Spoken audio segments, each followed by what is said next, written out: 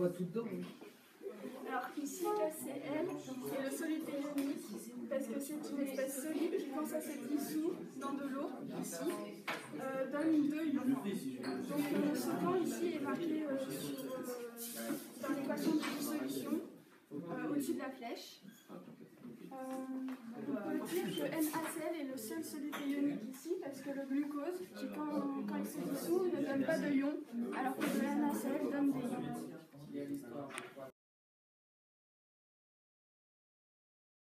Donc là, on a mis dans la durée graduée un volumère de 37,5 ml et donc on aura une concentration phi de 75 mol par litre.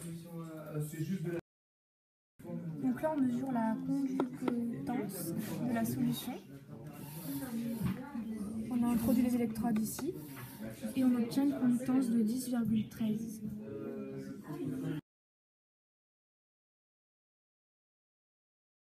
Point bac.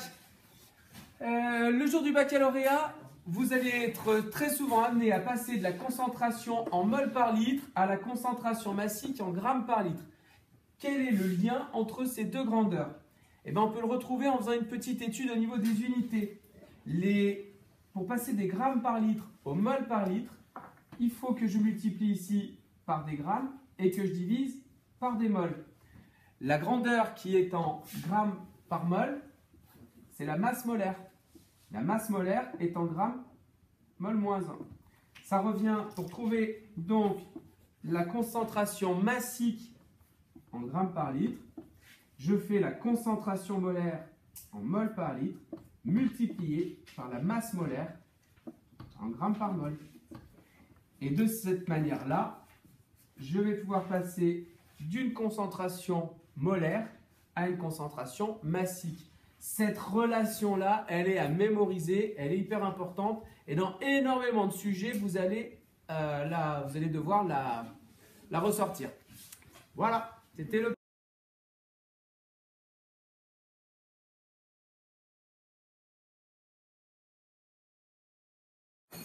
Nous trouvons une erreur relative à peu près à 3%, donc le sérum physiologique n'est pas périmé.